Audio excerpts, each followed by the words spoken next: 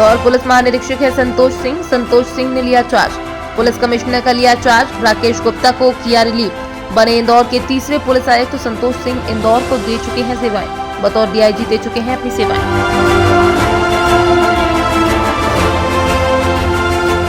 मैंने उस विषय को भी उसमें शामिल किया था जब मैंने पुलिसिंग के विषयों की बात की थी कि यातायात भी उसमें शामिल है। तो नेचुरली जैसा मैंने कहा कि अब एक हम देखेंगे कि क्या चुनौतियां हैं। फिर क्या होता है कि यातायात के बहुत सारे वो होते हैं। जैसा हमको पता ही है कि हमारे शहर में विकास के भी बहुत सारे कार्य चल रहे हैं और ये लगातार आगे बढ़ रहा शहर है और एक बड़े महानगर का स्वरूप लेता हुआ शहर है। तो उसकी जो चुनौतियाँ होंगी उसको भी ध्यान देके उस पर भी हम लोग कार्य करेंगे। यातायात में केवल इन्फोर्समेंट करा के जो है उसको बेहतर नहीं किया जा सकता। केवल हम खड़े होके हमारा जो अधिकारी या हमारे जो फील्ड ड्यूटी पे रहते हैं अधिकारी, अगर वो लगातार वहाँ पे खड़े होकर कार्य करने से बेहतर नहीं होगा। हो सकता है कुछ उसकी इंजीनियरिंग की समस्या हो, कुछ अन्य विषय हों, तो उन सबको एक समावेशित करके और प्रयास करेंगे। पुलिसिंग एस्पेक्ट जो उसका है वो भी हम बेहतर करेंगे और साथ साथ हमारे जो अन्य दीगर विभाग के लोग उनसे भी हम रिक्वेस्ट करेंगे, उनसे भी सामंजस्य करेंगे कि उसको और बेहतर बताएं। पर डेफिनेटली जैसा मैंने किया कि आगे बढ़ के और उत्तरोत्तर हम लोग उसमें बेहतर करने का प्रयास करें। कार्रवाई जो है वो बहुत प्रभावी होगी और ये प्राथमिकता का विषय ही है पुलिसिंग के लिए। और इसमें जो भी कार्रवाई अपेक्षित है वो की जाएगी, त्वरित होगी, प्रभावी होगी। कहीं इसमें कोई कोताही ना हो, इसको सुनिश्चित किया जाएगा। और हम लोग इसके लिए कृत संकल्पित हैं कि महिलाओं की सुरक्षा के विषय पे एब्सोल्यूट जीरो टॉलरेंस रहेगा और इस पर हम लोग बेहतर से बेहतर और प्रभावी कार्रवाई करेंगे। डेफिनेटली जैसा कि पहले के कई ऐसे केसेस हो सकते हैं जो अनडिटेक्टेड हों या उसमें कई में ऐसा हो सकता है कि कुछ अपराधी पकड़े गए हों, कुछ वांछित हों, तो डेफिनेटली उन केसेस की प्रायोरिटी को देखते हुए, तो कई बार कई मामले घरेलू किस्म के होते हैं, मतलब घर परिवार का आपस का विवाद है, वो आपराधिक दृष्टिकोण से उतने महत्वपूर्ण नहीं होते। पर जो ऐसे चैलेंजिंग केसेस होंगे उसमें डेफिनेटली जो है आरोपी फरार हैं या विवेचना की कोई अन्य विषय हैं, तो उन पर भी डेफिनेटली जो है तेज़ी से कार्रवाई की जाए। नहीं, डेफिनेटली ये आपने बहुत ही समसामयिक विषय उठाया है और न केवल इंदौर में जहाँ से मैं आ रहा हूँ, उज्जैन में भी ऐसी 2-3 घटनाएँ रिसेंटली प्रकाश में आई थी।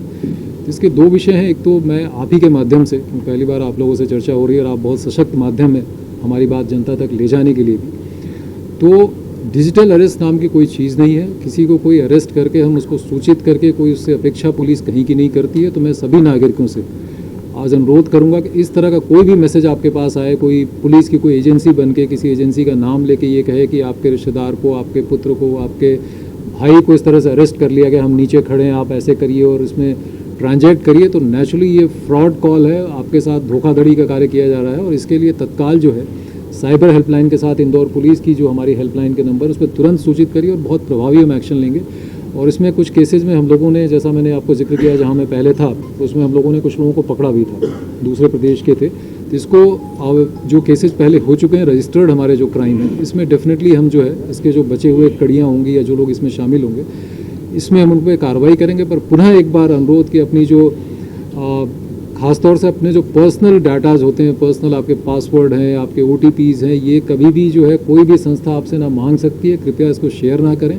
और ये डिजिटल अरेस्ट जैसा आपने कहा कि ये पिछले कुछ दिनों में ऐसा देखने में आया, तो कृपया इसको करके कोई भी ट्रांजैक्शन किसी भी अकाउंट और किसी उसमें ना किया जाए। ऐसी कोई जो है वैधानिक प्रक्रिया नहीं है। कृपया इसको पुलिस को तुरंत सूचित करें। और आप लोगों से भी अनुरोध है कि आपके भी संज्ञान में जैसे ही कोई विषय है, बिना समय गंवाए तत्काल उस व्यक्ति को आगाह करें और हमें भी सूचित करें। ये सबसे पहले तो मैं शहर के सभी जो है सम्मानीय नागरिकों को जो है दीपावली की अग्रिम शुभकामनाएं देना चाहूँगा। और इसके साथ साथ जैसा मैंने पहले ही कहा कि जो पुलिस से संबंधित विषय हैं, तो उस पर मैं और मेरी टीम पूरा प्रयास करेंगे कि हम जनता की जो सही मायने में सुरक्षा और सेवा के वो है, उस अपने ध्येय वाक्य को साकार करते हुए उनकी सुरक्षा और सेवा के लिए हम कार्य करेंगे। जैसा मैंने कहा, उस विषय को हम बार बार वापस ला रहे हैं।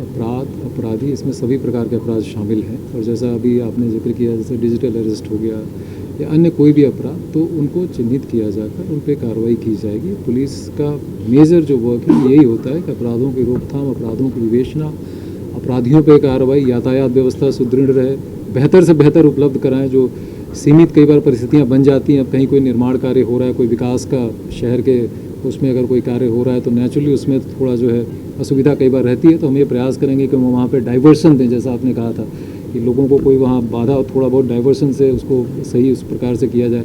हम ये एंटिसिपेट करें कि भाई शाम का समय है या त्योहारों के समय है, तो उस समय क्राउड बढ़ेगा, उनको हम गाइड करें। और आपके माध्यम से भी मैं लोगों से दोबारा वही अनुरोध फिर से एक बार करूंगा यातायात के संबंध में, कृपया यातायात के नियमों का पालन करें, सड़क पे धैर्य रखें और हम सभी आपकी सुरक्षा, सेवा और आपको सुरक्षित करने के लिए ही हैं, तो साथ में इसका पुलिस का भी सहयोग करें।